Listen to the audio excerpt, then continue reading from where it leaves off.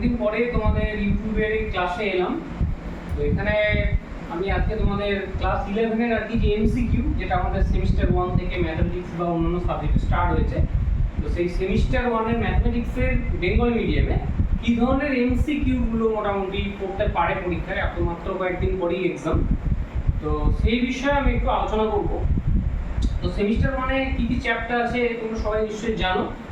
তো সেখানকার কিছু কিছু পার্টিকুলার অঙ্ক যেগুলো ইম্পর্টেন্ট পরীক্ষার জন্য, যেমন ধরো এরকম একটা অঙ্ক আমি করছি, যদি 2 tan alpha equal to cot beta হয়, এটা যদি হয় তাহলে cos alpha plus beta by cos alpha minus বিটার ভ্যালুটা কত।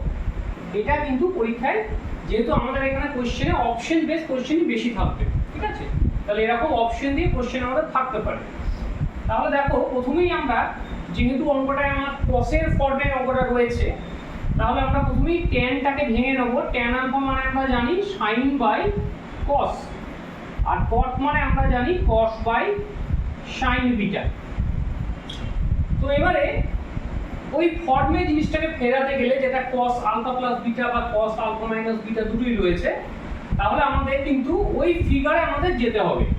তাহলে প্রথমেই এখানে আমরা এটা করার পরেই ক্রস মাল্টিপ্লিকেশন করে নিচ্ছি, কোনাকুনি গুণ যেটা। তাহলে গুণ করলে কি হবে দেখো, cos আলফা cos বিটা পাবো আমরা, cos আলফা cos বিটা সমান 2 sin আলফা sin বিটা আমরা পেয়ে গেলাম। এবারে আমরা cos-এর যেটা আমাদের বের করতে বলেছে সেইটাকে যদি লিখে নাও, cos alpha plus beta by cos alpha minus beta. তাহলে cos আলফা প্লাস বিটার ফর্মুলা আমরা জানি cos alpha cos beta minus sin alpha sin beta. একইভাবে যখন cos-এর এখানে প্লাস থাকলে এখানে মাইনাস হয়, আবার যখন এখানে মাইনাস থাকবে তখন এখানে প্লাস হয়ে যাবে একইভাবে। তাহলে cos বিটা প্লাস হবে sin আলফা sin বিটা। তাহলে দেখো এখনই আমরা পেয়েছি cos আলফা cos বিটা সমান 2 sin আলফা sin বিটা। তাহলে এখানে যদি বসিয়ে দাও, তাহলে 2 sin alpha sin beta minus sin alpha sin beta. একইভাবে এখানেও বসিয়ে দিচ্ছি 2 sin alpha sin beta plus দেখো sin আলফা sin বিটা। তাহলে কি হয়ে যাচ্ছে, 2 থেকে এটা বাদ দিয়ে দাও, তাহলে হয়ে যাচ্ছে উপরটায় sin আলফা sin বিটা, আর নিচেতে হয়ে যাচ্ছে দেখো 2 + 1 3 হয়ে যাবে sin আলফা sin বিটা। তাহলে দেখো দুটো বারই কেটে যাচ্ছে, তাহলে বেরিয়ে গেল 1/3। তাহলে এটা যদি পরীক্ষায় কোনো অপশন থাকবে তখন দেখবে 1/3 অপশন আমরা পেয়ে যাব। তাহলে এভাবে আমরা একটা অঙ্ককে কিভাবে সলভ করব, সেই এমসিকিউ একটু ছোট টেকনিকে তোমাদের করতে হবে। এটা একটা গেল, একটা ত্রিকোণমিতির আমরা প্রবলেম শিখলাম, এবার আমরা সলভ করে দেব। ঠিক আছে, এটা মুছে দিলাম। তো এরপরে আরো একটা অঙ্ক দেখো তোমাদের জন্য নিয়ে এসেছি, একটা লিমিটের প্রবলেম নিয়ে এসেছি, যে limit x tends two 2 x to the পাওয়ারের n মাইনাস 2 টু দি পাওয়ারের n বাই হচ্ছে x মাইনাস 2, এটা ইকুয়াল টু 80। যেখানে বলে দিয়েছে n-টা কিন্তু n এর মধ্যে আছে, ক্যাপিটাল N মানে হচ্ছে ন্যাচারাল নাম্বার, স্বাভাবিক সংখ্যার মধ্যে রয়েছে। তাহলে n এর ভ্যালুটা কত, এটাও কিন্তু অপশন থাকবে দেওয়া। তাহলে প্রথমেই এটা একটা ফর্মুলা রয়েছে আমাদের লিমিটে, আমরা পড়েছি যে limit x tends to a x to the পাওয়ারের n minus a to the পাওয়ারের n by x minus a। এটা থাকলে আমরা কি লিখতে পারছি ফর্মুলাটায়, n into a to the পাওয়ারের n মাইনাস 1, এটা আমরা পেয়েছি। তাহলে এখানে দেখো, এখানে লক্ষ্য করো, এটার সঙ্গে যদি এটাকে আমরা কম্পেয়ার করি, তাহলে এখানে n মানে কিন্তু n-ই আছে, ইনটু দেখো a টু দি পাওয়ারের n মাইনাস 1, a মানে এখানে 2 টু দি পাওয়ারের n মাইনাস 1 ইকুয়াল টু হচ্ছে 8। তো এবার এখানে অবশ্যই কোশ্চেনটা কিন্তু অপশন বেস কোশ্চেন, n এর ধরো ভ্যালু এখানে আমার অপশন হয়তো a তে আছে 2, হ্যাঁ, b তে আছে 3, c তে হচ্ছে 4, আর এখানে আছে d তে হচ্ছে 5। এবার আমরা এখানে দেখতে হবে n এর কোন ভ্যালুটা বসালে এই 80 আসবে, যেহেতু এটার ভ্যালু আমাদের 80 দেওয়া আছে। তাহলে দেখো প্রথমেই যদি যেহেতু নাম্বারটা 80 আছে, তাহলে অপশন আমরা যদি 2টাকে বসাই, 2টা ছোট নাম্বার খুবই, তাহলে কিন্তু এটা বসালে 80 কোনোদিনই আসবে না। তাহলে প্রথম থেকে আমরা একটু বড় নাম্বারে চলে যাই। আমরা যদি লাস্ট থেকে স্টার্ট করি, যদি এখানে 5 বসাও, তাহলে 2 টু দি পাওয়ারের 5 মাইনাস 1, তার মানে হচ্ছে 2 টু দি পাওয়ারের 4, মানে 16, 5 16 80, তাহলে চলে আসছে। তাহলে এর এর কি মান আমরা পেয়ে গেলাম? ডি। তাহলে অপশন কিন্তু ডি 5 হচ্ছে এর এর ভ্যালু, তার মানে হচ্ছে অপশন ডি হচ্ছে রাইট অ্যান্সার। তাহলে এরকম অঙ্ক পরীক্ষায় দিতে পারে, ডাইরেক্ট ফর্মুলা অ্যাপ্লাই করে এই দিকটা থেকে বুঝতে হবে কি করে আমরা 80টাকে পাবো। তাহলে যেহেতু 80টা অনেকটা বড় নাম্বার, তো যেহেতু সেখানে একটু বড় নাম্বারে আমাদের বসাতে হবে, সেজন্য আমি একদম 5 থেকে স্টার্ট করলাম, 5 বসালেই লাকিলি চলে এলো। এইভাবে একটু টেকনিক্যালি এগুলোকে সলভ করতে হবে। এটা একটা প্রবলেম তোমাদের গেল, কিভাবে জিনিসটাকে সলভ করতে হচ্ছে দেখলে ভালোভাবে তোমরা। তো আরো দেখো, আমরা আরো কিছু প্রবলেম, একটা লিমিটেড তোমাদের প্রবলেম দিলাম। আচ্ছা, এরপরে ধরো আরো যদি কোন আমরা প্রবলেমে আসি, যেমন ধরো একটা ফাংশনের প্রবলেম তোমাদের বলি, যেমন f of x minus 2 is equal to 2x square plus 3x minus 5। এটা হলে বলছে যে f of 2 কত। এখানে ধরো অপশন দেওয়া আছে, পরীক্ষায় তো বেশিরভাগই অপশন বেস কোশ্চেন তোমাদের থাকবে। 44, আচ্ছা কি আছে, সি তে আছে 22, ডি তে আছে 39। তো এই জায়গায় আমাদের f of x minus 2 এর ভ্যালু বলে দিয়েছে, দিয়ে বলেছে f of 2 কত। তাহলে দেখো আমরা কিভাবে f of 2 এর ভ্যালু পাবো। প্রথম কথা, এখানে x এর জায়গায় এমন কোনো মান বসাতে হবে আমাদের বুদ্ধি করে, যেটা বসালে আমরা f of 2 টাকে পাবো। তাহলে দেখো আমি যদি x = 4 বসিয়ে দিই, তাহলে কি দাঁড়াচ্ছে f of 4 minus 2। তাহলে x এর জায়গায় আমি কি বসাচ্ছি 4, তাহলে 4 যদি এখানে বসাই তাহলে 4 স্কয়ার প্লাস হচ্ছে 3 into 4 minus 5। তাহলে আমরা এখানে কি পেয়ে যাচ্ছি f of 2। এখানে কি পাচ্ছি 4 4 16, 16 32 প্লাস 3 4 12 minus 5, তাহলে দাঁড়াচ্ছে 32 আর এখানে 7 39। তাহলে option is the right answer. বুঝতে পারলে কিভাবে আমরা এখানে f of 2 পাবো। যে ভ্যালুটা বলবে সেটা আমি কি এখানে বসালে ওই জিনিসটাকে পাবো। যদি বলতো আমার এখানে f of 6 এর ভ্যালু, ধরো 2 এর জায়গায় যদি 6 থাকতো, তাহলে এখানে আমাকে কি বসাতে হতো 8 থেকে 2 বিয়োগ করলে 6 পেতাম। তাহলে এই যে ছোট ছোট টেকনিকের অঙ্কগুলো, এগুলো কিন্তু পরীক্ষায় একটা সম্ভাবনা আছে সিলেক্ট হওয়ার। খুব সুন্দর অঙ্ক ফাংশনের একটা, এগুলো একটু ভালো করে দেখবে তোমরা। এটা একটা ফাংশনের ছোট প্রবলেম করিয়ে দিলাম। আচ্ছা, তারপরে ধরো আরো যদি বিভিন্ন রকম আমরা প্রবলেমে চলে আসি, যেমন আর কি দেওয়া যায় তোমাদের জন্য। যেমন একটা কোশ্চেন সেট থেকে, সেটের একটা আমি কোশ্চেন তোমাদের বলি, যে সকল মৌলিক সংখ্যার সংকলন। এরকম যদি একটা কোশ্চেন দেয়, সকল মৌলিক সংখ্যার যে সংকলনটা হবে, অর্থাৎ তার যে সেটটা হবে, সেই যে সংকলনটা, সেই সংকলন হলো কি সেট। 1 নম্বর অপশনে বলছে সসীম সেট, বি তে বলছে একমাত্রিক সেট বা একপদীয় বলতে পারি, একটা মাত্র পদ আছে, আর একটা বলেছে অসীম সেট। তাহলে দেখো সমস্ত মৌলিক সংখ্যাগুলোর যে সেটটা, মৌলিক সংখ্যা 1 3 5 7, এই যে সংখ্যাগুলো ধরো, এই সংখ্যাগুলো নিয়ে যে সেটটা বেরোবে, সেই সেটটা কি ধরনের। সসীম মানে হচ্ছে যে সেটটা শেষ হয়ে যাবে, আমি একদম একটা এন্ড পয়েন্ট, কোন একটা পয়েন্টে মান পাবো নির্দিষ্ট, যেটা কমপ্লিট হয়ে যাবে। একমাত্রিক সেট বা একপদী সেট, যেটাকে ইংলিশে বলছে সিঙ্গেলটন সেট, তার মানে হচ্ছে এখানে একটাই মাত্র এলিমেন্ট থাকবে। তাহলে মৌলিক সংখ্যা অসংখ্য, এটা হওয়ার কোনো জায়গা নেই। আর একটা অপশন আছে অসীম সেট, যার কোনো শেষ নেই।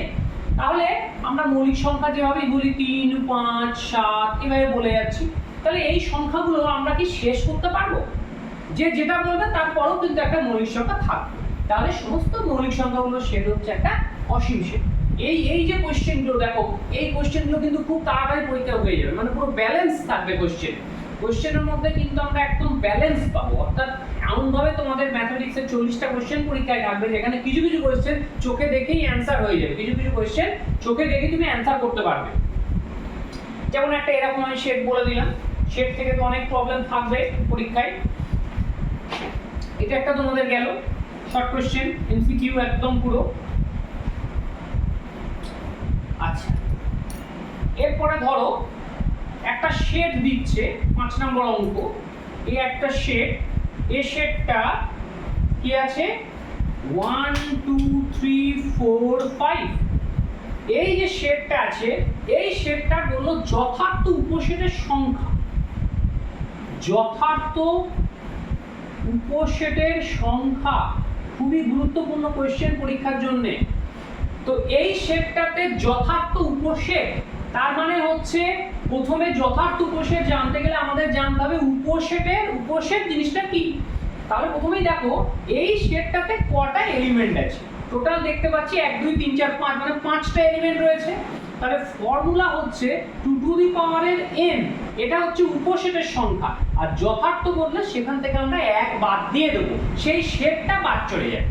ঠিক আছে, তাহলে দেখো এখানে কটা আছে 5টা, তাই 2 টু দি পাওয়ারের 5 মাইনাস 1 মানে হচ্ছে 32 থেকে 1 বাদ দিচ্ছি, তার মানে হচ্ছে 31। এটা হচ্ছে যথার্থ উপশেডের সংখ্যা, কিন্তু যদি উপশেডের সংখ্যা বলতো তাহলে কিন্তু 32টাই হতো, 32 অ্যানসার হয়ে যেত। আবার এরকম কোশ্চেন যে এই শেডের উপশেডগুলো কি, এটা যদি বড় কোশ্চেন হয়ে যাবে, তাহলে আমরা জানি যে 5 হচ্ছে যে কোনো শেডের উপশেড, আর এই শেডটা নিজে হচ্ছে সেই শেডের সবসময় উপশেড, আর প্রত্যেকটা সিঙ্গেল গুলো হবে, এরকম করে আমরা আবার ডবল গুলো হবে, অনেকগুলো শেড আসবে। যেহেতু এখানে দেখতে পাচ্ছ যথার্থ উপশেডের সংখ্যা কত হলো 31, ভীষণ ইম্পর্টেন্ট কোশ্চেন, এই কোশ্চেনটা কিন্তু পরীক্ষার জন্য খুব তাড়াতাড়ি হয়ে যাবে। এটা একটা গেল। 5 নম্বর একটা কোশ্চেন আমরা আলোচনা করলাম।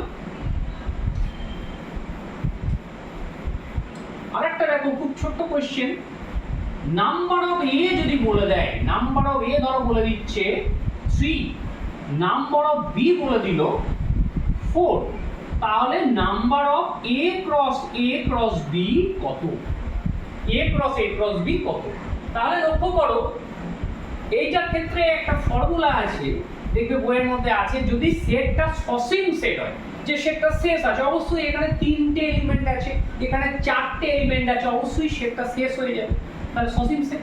তার জন্য আমরা কি লিখতে পারবো, na ইনটু na যটা থাকবে ইনটু nb। এবার আমাদের সবগুলোই জানা আছে, na 3, আবার 3 ইনটু 4, তার মানে 3 3 9, 4 9 হচ্ছে 36। খুবই ইজি ক্যালকুলেশন, এরকম কোশ্চেনও কিন্তু আসতে পারে।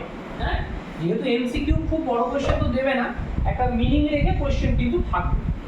তো এই ধরনের কোশ্চেনগুলো ভালো করে তোমাদের করতে হবে। 6টা প্রবলেম হয়ে গেল। অনেক ধরনের কোশ্চেন আমরা পাই, হ্যাঁ অনেক কোশ্চেন পাচ্ছি, সেগুলোকে আমাদের দেখতে হবে। আর একটা ইম্পর্টেন্ট কোশ্চেন দেখো, লিমিট থেকে আমি দিয়েছি 7 নম্বরে, limit x tends to 0 sin mod x by x এর মানটা কত। এখানেও অবশ্যই প্রত্যেকটা কোশ্চেনে কিন্তু অপশন থাকবে, প্লাস ইনফিনিটি, ডিতে হচ্ছে অস্তিত্বহীন। তাহলে লক্ষ্য করো আমরা জানি যে লিমিটে কিন্তু limit x tends to 0 sin x by x equal to হচ্ছে 1, এটা লিমিটের একটা ফর্মুলা আমরা সবাই জানি যখন এই ফিগারে থাকে।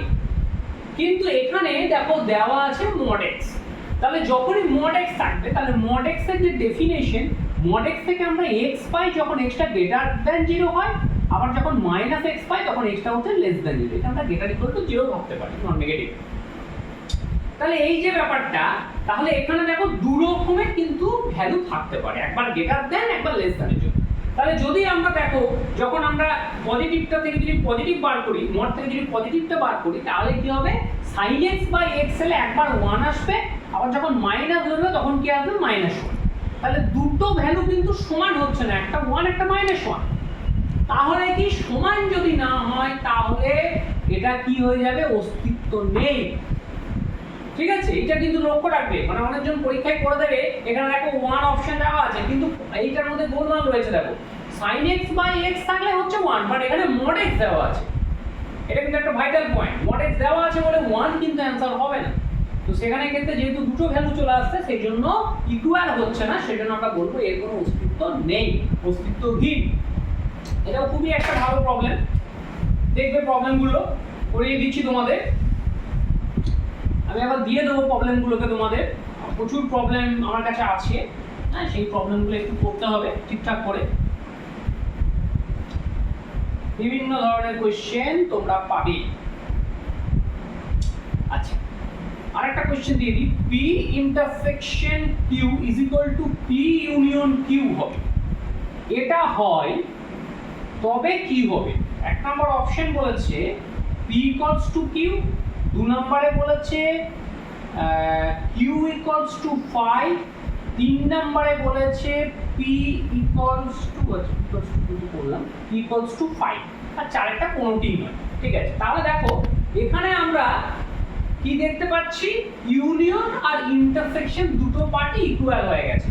তাহলে আমরা যদি ছবিটা আঁকি P আর এটা ধরো Q, এটা P দিলাম, এটা বললাম Q, ইন্টারসেকশন মানে তাদের এই কমন জায়গাটা, এটা হচ্ছে P ইন্টারসেকশন Q, কিন্তু ইউনিয়ন বলতে টোটাল জায়গাটাকে বোঝাচ্ছে। তাহলে এই দুটোই ইকুয়াল হয়ে যাবে, এই জায়গাটা এই গোটা জায়গার সঙ্গে কখন ইকুয়াল হয়ে যাবে?